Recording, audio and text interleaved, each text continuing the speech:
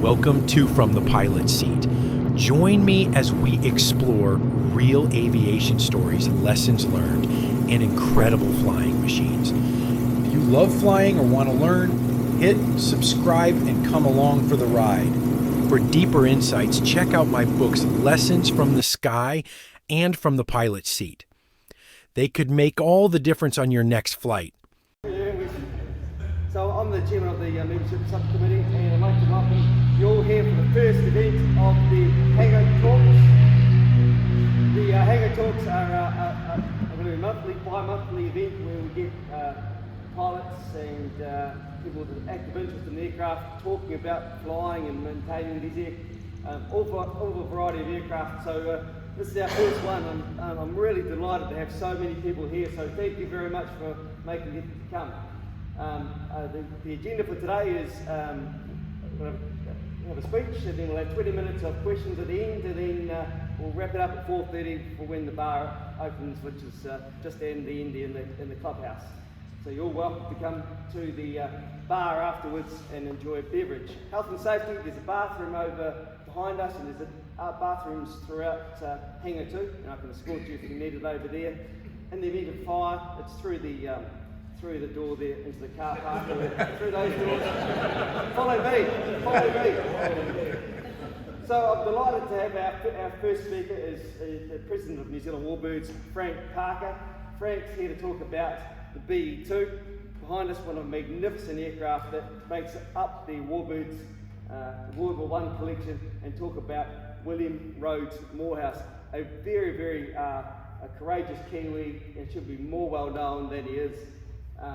And hopefully we'll address that issue this afternoon. I think it's great that we're sitting in the second best, one of the greatest Warbird World War I hangars in New Zealand, if not the world, second only in New Zealand to Masterton. So it's fabulous for us to be in the presence of such a wonderful aircraft. Without further ado, let's introduce Frank Parker.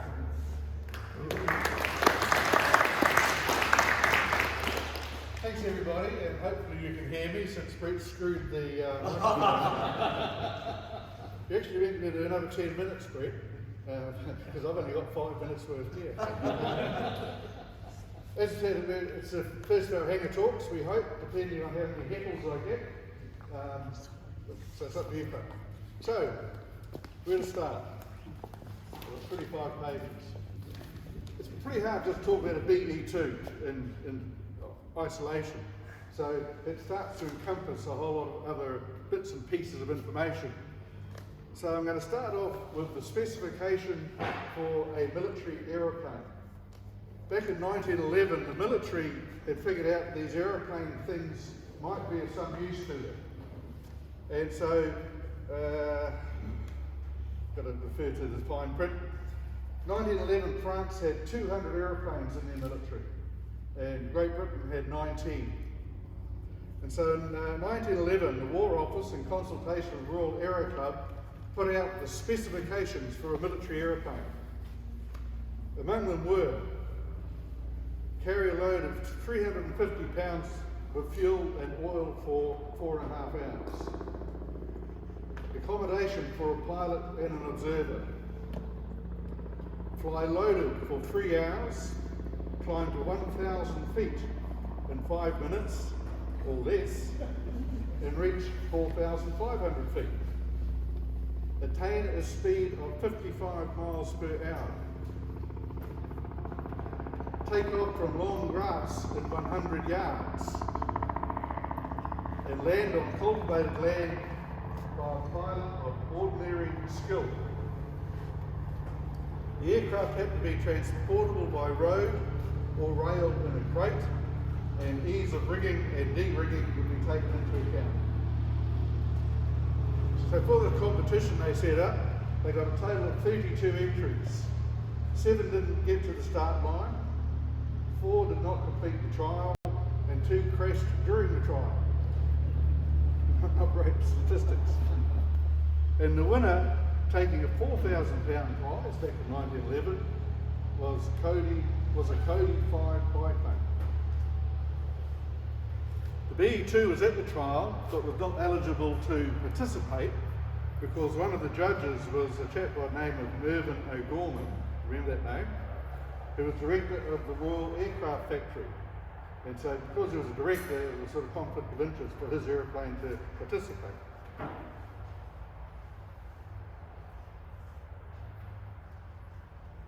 However, among the number of aeroplanes participating, and there's things such as a Bristol Coanda, a Duper-Dussin, and a couple of monoplanes, the military saw the use of this aeroplane, and so they subsequently ordered it.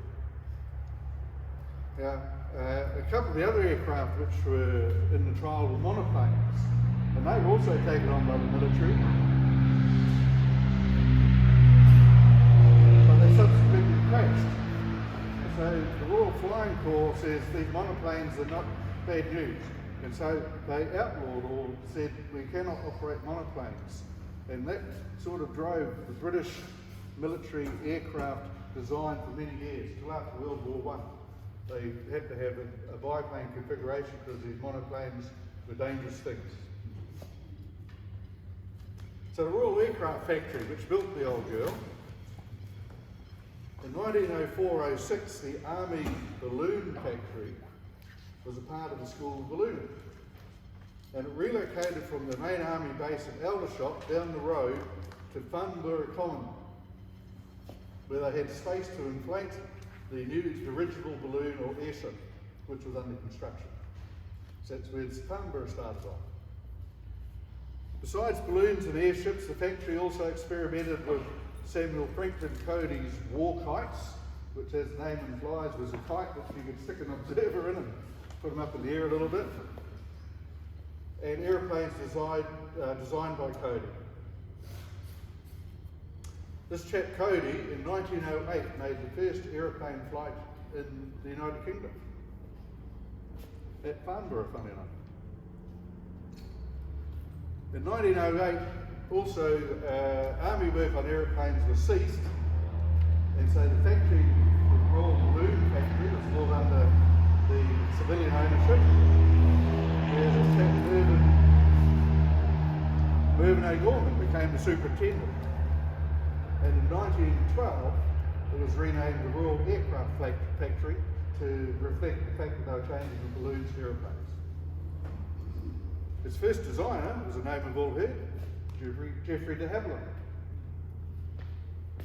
A couple of other interesting people in the Royal Aircraft Factory was the chief engineer, John Kenworthy, who became the chief engineer and designer of the Austin Car Company, for better or for worse for Austin, I guess, and founded the Redburn Aircraft Company in 1930. Henry Follen, who became the chief designer, Henry Follen was also at the Royal Aircraft Factory, and he became the chief designer of the Gloucester Aircraft Factory, and later founded his own aircraft factory. In 1918, the RAF was renamed the Royal Aircraft Establishment, and that was to preclude confusion with the newly formed Royal Air Force. And so to the BE.2. As mentioned, it was early designed by Geoffrey de Havilland, and its first incarnation was the BE.1, funnily enough, which was a rebuild of a Voisin, which was a French aeroplane by the Royal Balloon Factory. The designation BE stands for Blériot Experimental, because Blériot was one of the very first guys to put the engine in front of the aeroplane rather than other places around it. So the tractor configuration we see, that was pioneered by Blériot, and so hence the BE, Blériot Experimental. The BE.1 was developed into BE.2. As I said, was demonstrated by the military aeroplane competition in 1912. It proved superior to the other types and was ordered by the military.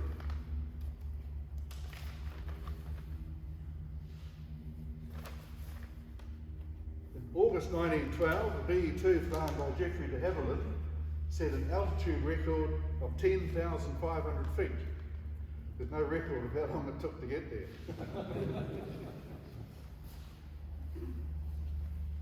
As I said, the production of the B.E.2A was one of the first aeroplanes to equip the Royal Flying Corps units and were the first aircraft sent to France during World War I.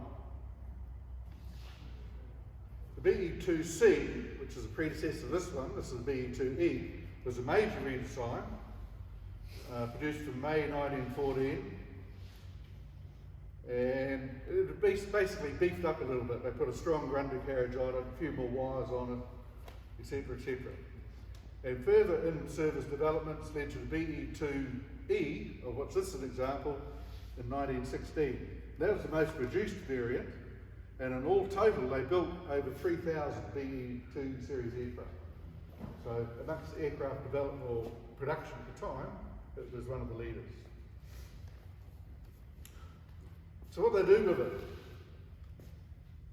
It was developed prior to World War I, 1912, when, as they say, the conjecture was amongst the military that we needed these aeroplanes, things, but we're not too sure what for. So it was designed as an observation platform, hence the requirement for an observer, etc., etc.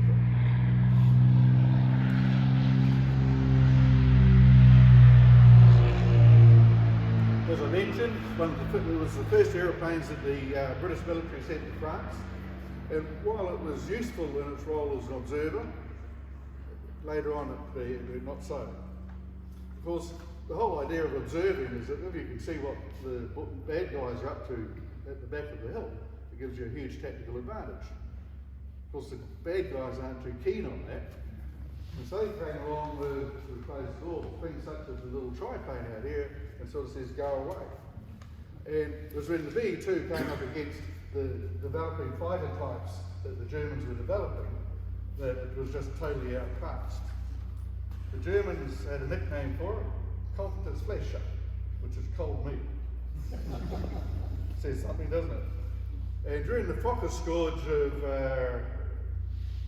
early in the war, it became a subject in the House of Commons. They were losing so many of them that it came up in the House of Commons of what are these aeroplanes doing, are they fit for purpose, we've got to do something about it. So the poor old B.E.2, it had a checkered little career that part of its life. And so it was withdrawn out of frontline service, but continued in use in other aspects. Obviously, it was used for training pilots. It was used around the UK for surveillance of the coastline. They used it as a night fighter. Well, night fighter might be not quite the right term, but a famous New Zealander on the back wall, the Darth Brandon, he flew these things at night over London, shooting down Zeppelins, and he was one of the first to shoot down a Zeppelin. And after the Germans had lost 5 Zeppelins, and the Zeppelin, of course, was a major capital expense, they decided that we can't really afford this anymore, so they stopped sending Zeppelins to London to bomb. So the B.E.2 was instrumental in stopping the Zeppelin raids.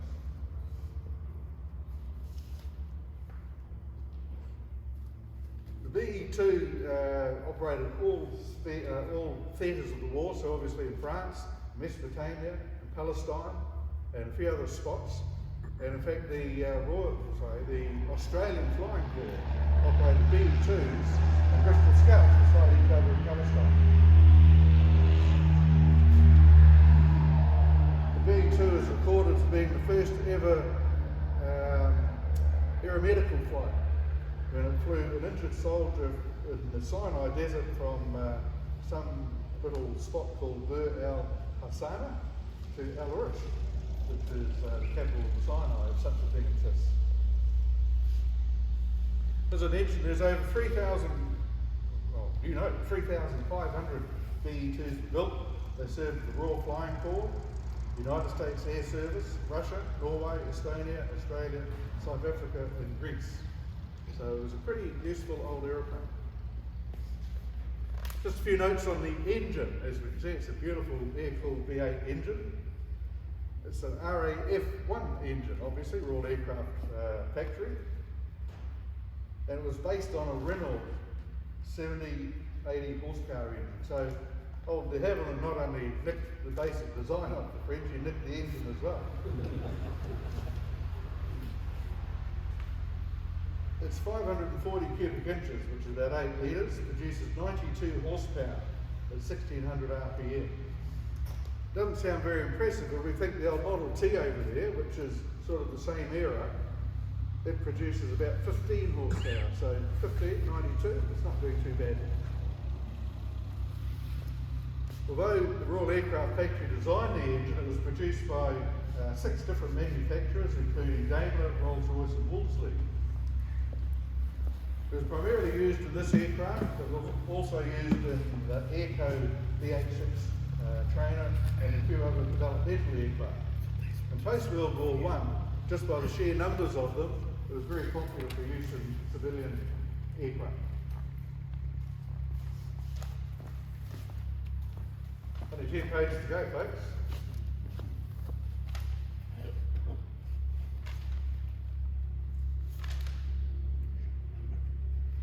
Right, William Rhodes-Moorhouse. This aeroplane is styled after an aeroplane flown by a chap by the name of William Rhodes-Moorhouse, who has a New Zealand connection, although it's a pretty strong New Zealand connection. The reason we chose Rhodes-Moorhouse is he was the first guy to win a VC in the air. And as we know, the VC, or Victoria Cross, is the highest award for gallantry in the UK system. It was introduced by Queen Victoria in 1856 to honour acts of valour during the Crimean War. Rhodes-Moorhouse's grandfather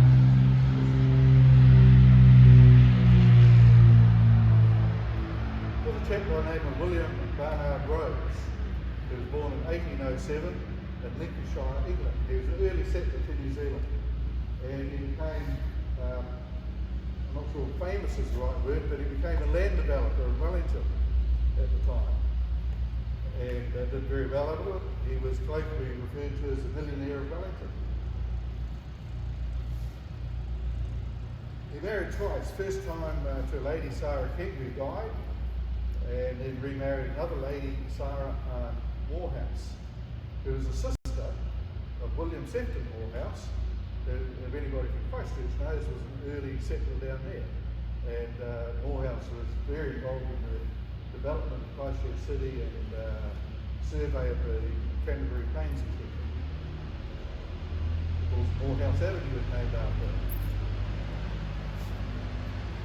Now, William Barnard Rhodes, he didn't have any children by his 2 wives, but he did have a daughter, shall we say, by a liaison with a Maori lady. And her name was only recorded as Mary, and she was from Ngāti Ranui, which is the Taranaki area. So the child was adopted into the Rhodes family by the second wife, and ended up marrying her brother. The way things work, I guess. Keep it in the family. So now we've got, the girl's name is Mary, married from Edward Moorhouse. They subsequently moved back to England, where William was born. And grew up with 3 other kids. Since William was a bit of a lad, he was recorded as going to, or attending Trinity College at Cambridge, but not graduating with a degree. So I guess he was one of those, what do you call them, scarfies. He did have an affinity for things mechanical, and was recorded as racing motorcycles in Monte Carlo. He's recorded as having spent time in Argentina, and he decided this flying thing was pretty good. So he learned to fly gained a certificate in 1909. And then with the outset of hostilities, he joined the Royal Flying Corps.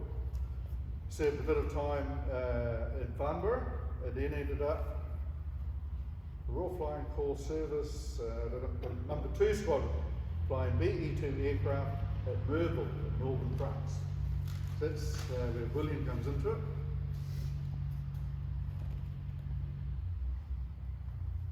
Oh, just another note on him. He had a hand in designing, building aircraft, and was the first person to fly a passenger across the English Channel when he took his new wife across the channel for a tour. In France's first action encounter,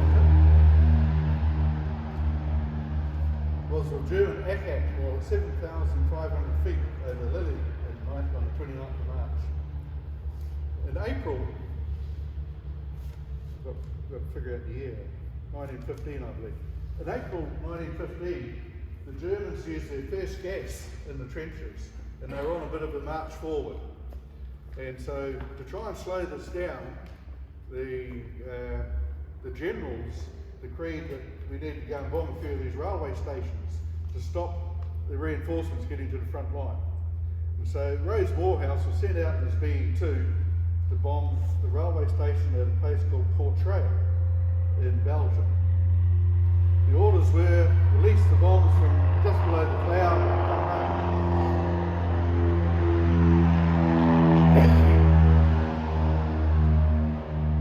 William took it a step further. He went down to 300 feet and got some direct hits on the railway's tracks, and unfortunately got rather badly shot up. So he staggered back to his base, where they dragged him out of his aeroplane. He says, "But I must make my report." So they dragged him off to the intelligence band, and he said what he'd done. And then they dragged him off to the casualty station, and he died the next day from severe gut wounds. He had 95 bullet and shrapnel holes in his aeroplane, so to say he got shot up quite badly is probably an understatement.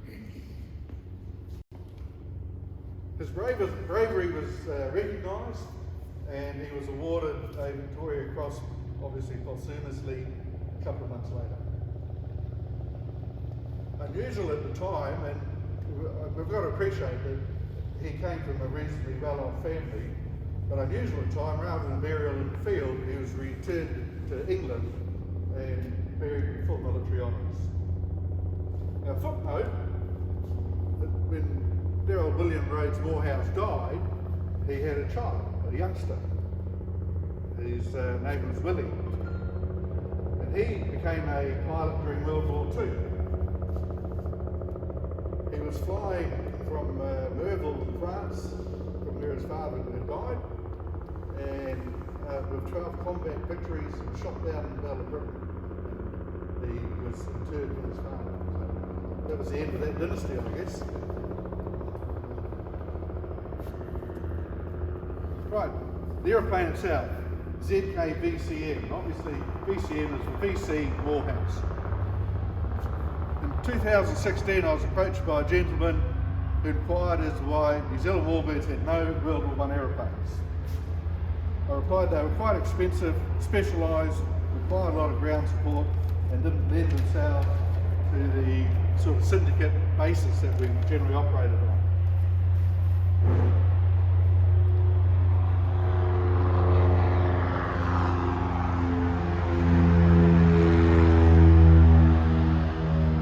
This gentleman's reply was, with the centenary of the signing of the armistice coming up, we needed something, and that he was in a position to help. And so that led to a visit to the Vintage Aviator Limited.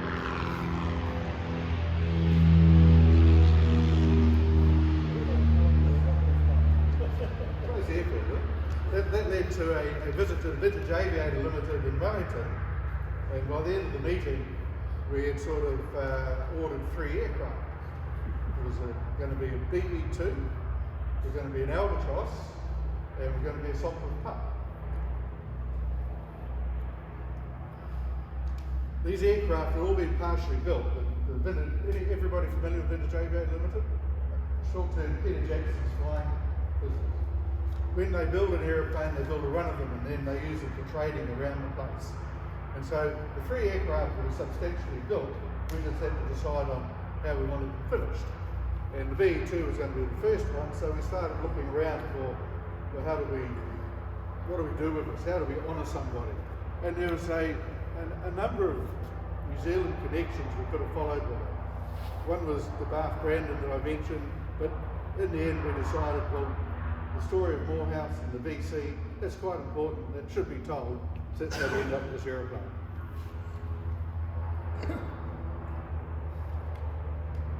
It's what we call a reproduction. It is stringently built to the original specifications. So it could have rolled off the production line in the Royal Aircraft Factory 100 and however many years ago.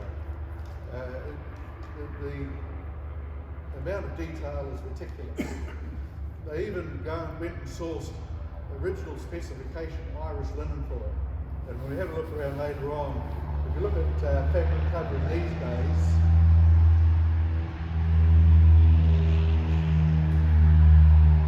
the edges are done with pinking shears, so it sort of filters in. We have a close look at this, that the edge of the fabric has been frayed so it can be soaked into the dope and made attached to the aircraft. The engine is reverse engineered from an original RAF-1 engine, and when they built it, they could have improved it, but they said no, and I guess Peter Jackson is a bit behind. He says no, it has to be 100% authentic. So we can take a part off this engine and theoretically put it on whoever's genuine engine, and it'll all fit and work.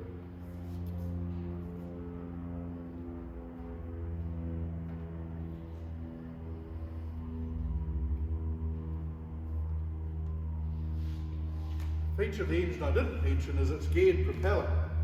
It's actually driven in effect by the camshaft. And I guess they did that to, well, I'm not sure why they did it, but hence such a huge propeller to absorb 90 horsepower.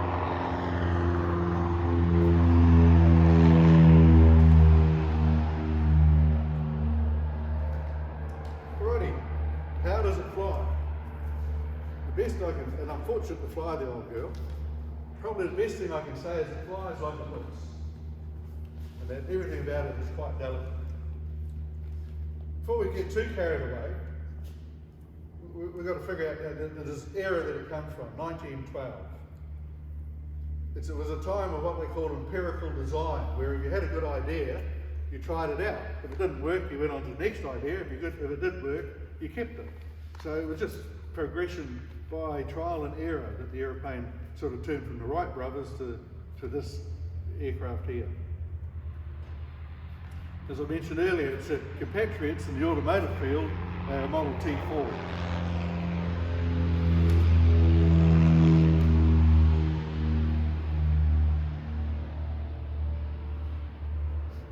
I've also mentioned at the time that it was taken on, the role of the aeroplane in the military was conceptual. And so they had no concept at that time of aerial warfare, and so hence the design for an observation platform. And as I also mentioned, the best description of how it flies is how it looks. It's a myriad of wires and struts and everything else, and it's got the drag coefficient of a thistle seed.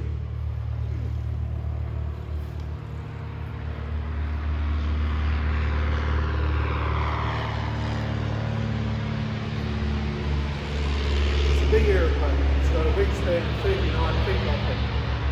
And with 90 horsepower on a good day, it's probably akin to a 90 horsepower Cub. Sorry, a 90 horsepower Plug Cub, towing a couple of dollars.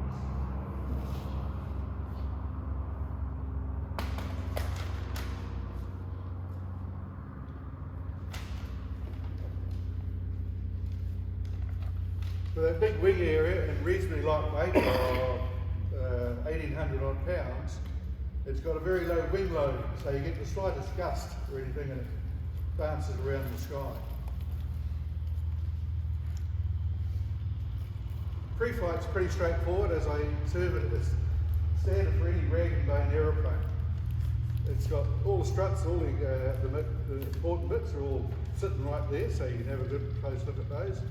We have a look at the fabric for any sort of deformation, which may be an indication that something's not quite right under the fabric.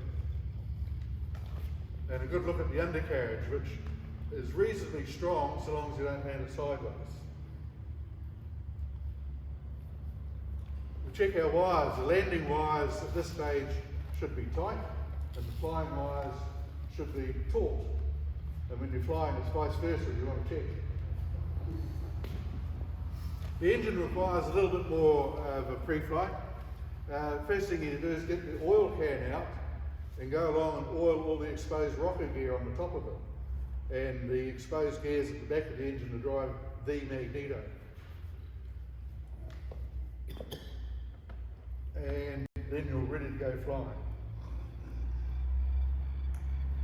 We start the aircraft by what is commonly known as the Armstrong method, and that is the swing the propeller. Five pilots here, Rob's one. If you ever hand swung a Tiger off, you'll know that it's got a set up, so it's got a nice compression just about here. So you get a nice grip on it and swing it through, and it springs into life. Unfortunately, this engine's not quite like that. It has compressions all over the place, so you've got to get the propeller in a nice position so you can give it a decent swing. And it needs a few more horsepower to swing. So it's almost an acquired technique to get a nice swing on the propeller to start. It doesn't have the fancy inertia magneto, as we say, so you've got to swing it hard enough to make the magneto work, to get a spark on it, to get it to go. And once you get it to go, it's easy.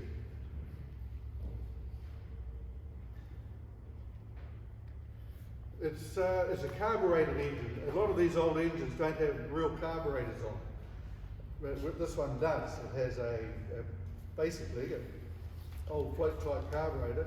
So once you get the thing going, you can throttle it quite nicely, like you cover any other modern aircraft. Taxiing it is the entry.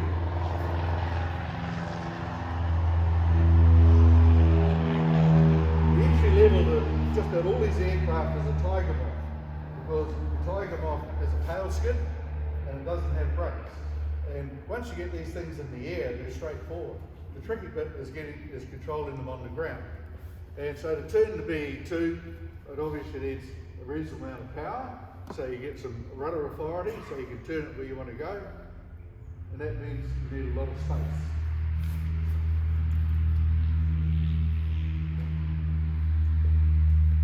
It's, as mentioned, a large aircraft. It's got a lot of rudder, weathercocking effect is what I'm looking for. So you can taxi it in about 5 or 7 knots crosswind quite nicely. But anything more than about 10 knots, and suddenly you're pointing in the wind all the time, because you just can't get enough power on it to get enough rudder authority to control it without going too fast.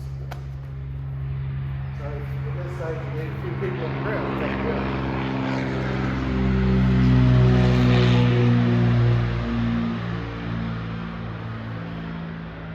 The DVAs or the takeoff checks are pretty simple. It's got no trims, it's got no mixture, it's got no flaps, it's basically got no instruments. So you check the fuel is turned on, you got your harness tied up, and off you go.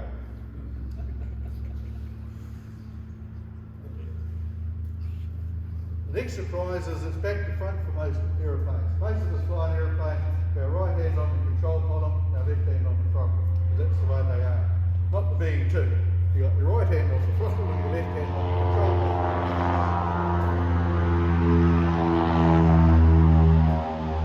And of course, we all learn a certain amount of dexterity with our hands when we're flying these things. So to actually swap them over and straight level is quite easy. But when you try and do something a little bit difficult, the old brain sort of gets a bit fuddled. More about that later. So, we line up on the runway, we open the throttle, and it purrs into life, and at about 50 miles an hour, it just levitates off the ground, and off you go.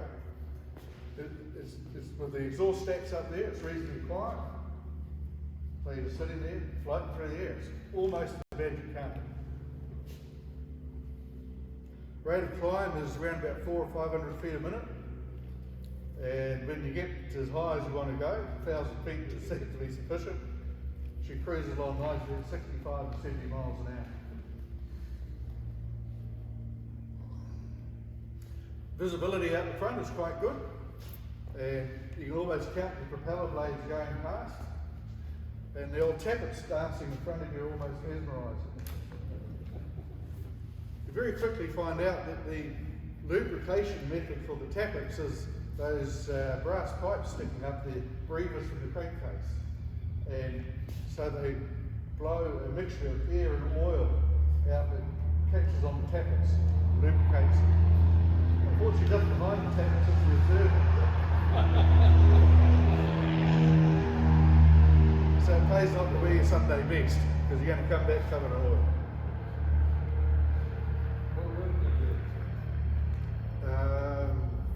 Just straight 80. Yeah, just. We're going to get some whale oil, but yeah, just straight 80 mineral oil. It does, yeah, it does. Yeah, so you sit there, levitating along, looking at the braces or the maze of flying wires. It's ultralight flying with a historical twist. Handling is pretty straightforward. The controls, while standard to the 21st century pilot, don't feel like they are. It was one of the first aircraft with ailerons to replace wing warping, but they hadn't figured out anything about aileron drag at that point. So if you use your ailerons to go into a turn, you go like this, it leaves that way and turns this way. So, my pilots understand, you really steer it with your rudders and then balance it with the ailerons. The elevators are quite nice and light. The rudder with no aerodynamic balance on them is unduly heavy. It's not a press on your feet, it's a stand on your feet. And I recall in one of my early flights in the old girl, I was flying along and I thought, there's something wrong with this, it just didn't feel right. And I actually turned around and looked behind me and said, it still had a rudder on it. And I figured out, I just got the thing all crossed up. And I had to really stand on the rudders to get it straight again. Once I did that, it started flying.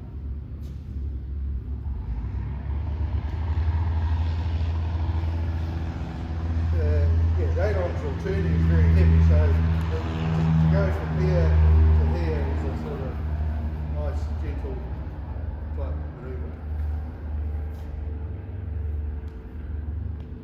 Approach and landing is straightforward, no complications with flaps, etc. So close the taps and down you come. If necessary, you can side slip it to get yourself a little bit out of skew. And then you get to the landing. Here we come back to the old backwards hands thing. And where most of us, once again, can really nicely judge a little flare out with our right hand, try and do it with your left hand, and it doesn't work nearly as good. So I tend to close the throttle, use two hands and get it just to go right. Round out straight forward, you can land it on a wheel, nice wheelers, a wheeler landing, does a lovely 3-point landing. The big thing is to make sure that you're nice and straight with your landing, because as you can see, the undercarriage has got minimal bracing sideways, and it's probably a thing with most of these old aeroplanes is they're very susceptible to collapsing the undercarriage if you try and put them down sideways.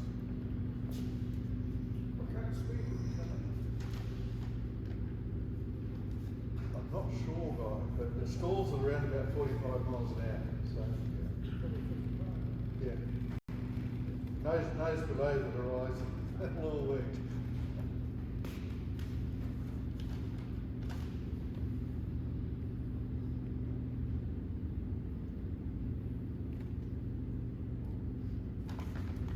So as I say, anybody with a Tiger Moth experience pretty much hopping this aeroplane goes fine. It's not unduly difficult. There's no ugly complications about it. I do say that with the benefit of a few hours behind. And I guess I can sum up by saying is that you've got to have the utmost admiration for anybody who hopped into something like this for about 15 or 20 hours of flying and then went to places where people were shooting bullets at them. So that, folks, is the B.E.2. I'm happy to sort of field any questions. You said this aircraft broke down Zeppelins. How? Pardon? How did this aircraft bring down Zeppelins? Can you repeat your question? Yeah, how do the aircraft bring down Zeppelins? Well, it's got this one has it. It should have they had a Lewis gun on it, so you could shoot at it.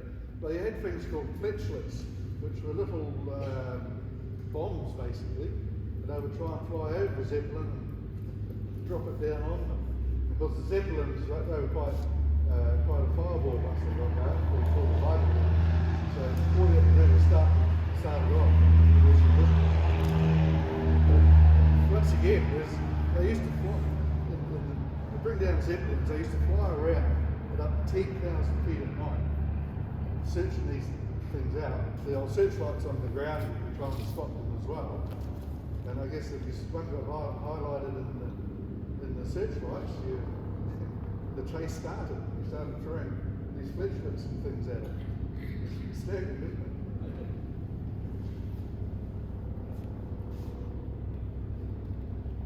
No questions?